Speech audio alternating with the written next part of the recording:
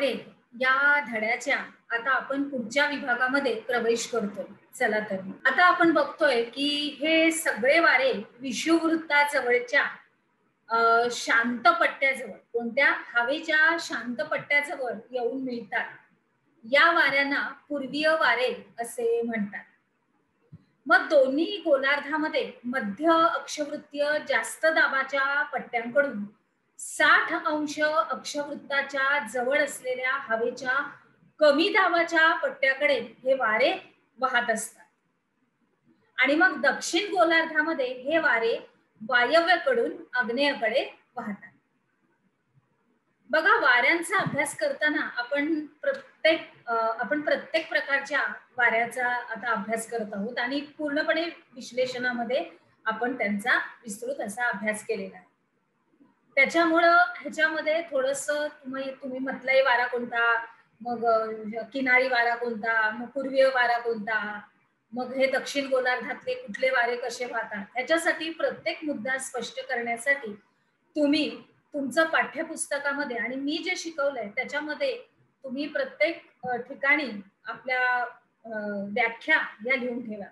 पूर्वीय वारे, मग त्याची व्याख्या, मतलई वारे, मग त्याची व्याख्या, अशी तुम्ही तुमच्या वहीमध्ये लिहून ठेवली तर तुम्ही त्याच्यामध्ये गोंधळून जाणार नाही. कारण काय आहे की कधी कधी वारे आपल्याला प्रत्येक गोष्टीमध्ये आपण कसं शिकत असताना वारे ह्याच्यामध्ये आपल्याला भरपूर विस्तृतीकरण आहे.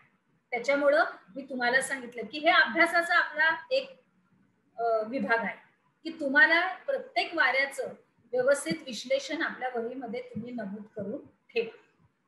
पुढे जाऊया. उत्तर गोलार्धामध्ये नैऋत्याकडून ईशान्येकडे वाहतात या वाऱ्यांना पश्चिमी वारं असं म्हणतात. काय म्हणतात? पश्चिमी वारे. उत्तर गोलार्धात बघा, परत एकदा विस्तृतीकरण करते. उत्तर गोलार्धामध्ये नैऋत्याकडून ईशान्येकडे वाहतात या वाऱ्यांना पश्चिमी वारं असे म्हणतात. आणि मग दोन्ही गोलार्धामध्ये ध्रुवीय जास्त दाबाच्या पट्ट्याकडून उपद्रवीय कमी दाबाच्या पट्ट्याकडे जे वारे वाहतात त्यांना ध्रुवीय वारे असे म्हणतात. आणि या वाऱ्यांची दिशा पूर्वेकडून पश्चिमेकडे असते. पुढे जाऊया. याशिवाय वेगवेगळ्या प्रदेशामध्ये विशिष्ट परिस्थितीमध्ये वारे वाहत असतात आणि हे वारे सुद्धा स्थानिक वारे म्हणूनच ओळखले जातात. मग उदाहरणार्थ आहे फॉन, चिनूक, बोरा, लू इत्यादी.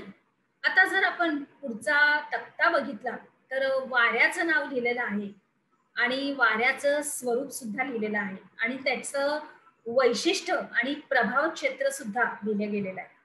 तर वाऱ्याचं नाव काय बघा, लू. आणि वाऱ्याचं स्वरूप कोणतं आहे? उष्ण आणि कोरडं. आणि वैशिष्ट्यामध्ये काय लिहिलंय आणि प्रभाव क्षेत्र कुठलं आहे, कुठल्या क्षेत्रामध्ये हा वारा वाहतो? तर उत्तर भारतीय मैदानी प्रदेशात उन्हाळ्यात बहुधा दुपारी वाहतात.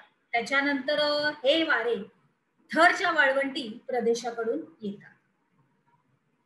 त्याच्यानंतर पुढे आहे सिमून. म्हणजे हे वाऱ्याचं स्वरूप कसं आहे? या वाऱ्याचं उष्ण, कोरडं आणि विनाशकारी. हे वारे सहारा आणि अरेबियन वाळवंटातून अतिशय वेगाने वाहतात आणि हे वारे अतिशय शक्तिशाली असल्याने ते विध्वंसक असतात.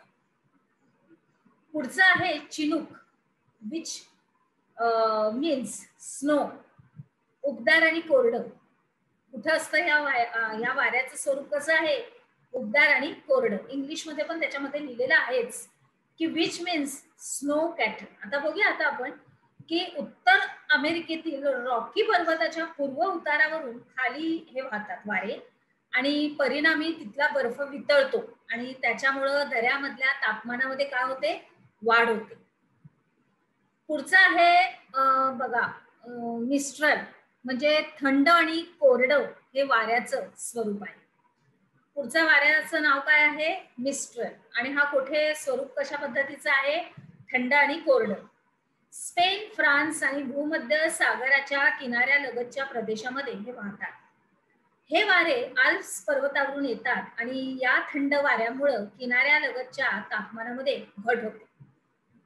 पुढचं आहे बोरा. ह्याचं थंड आणि कोरडं हवामान आहे, म्हणजे स्वरूप आहे. आणि वैशिष्ट्य असं आहे की आल्प्स पर्वताच्या उतारावरून इटली देशाच्या किनाऱ्या भागाकडे ते वाहतात. त्याच्यानंतर पुढचं आहे पाम्पेरो, म्हणजे थंड आणि कोरडं वाऱ्याचं स्वरूप आहे आणि दक्षिण अमेरिकेतील पंपास गवताळ प्रदेशात मध्ये हे वाहतात. पुढे बघूया आपण काय शिकलो मध्ये स्थानिक वारे, पूर्वीय वारे, मतलाई वारे आणि खारे वारे. परत परत मी हा प्रश्न का टाकते, का तर तुम्हाला सराव आणि उजळणी व्हावी त्याच्यासाठी, आणि ह्याचं तुम्ही व्यवस्थित स्पष्टीकरण आपल्या वहीमध्ये अर्थात नमूद करायचंय.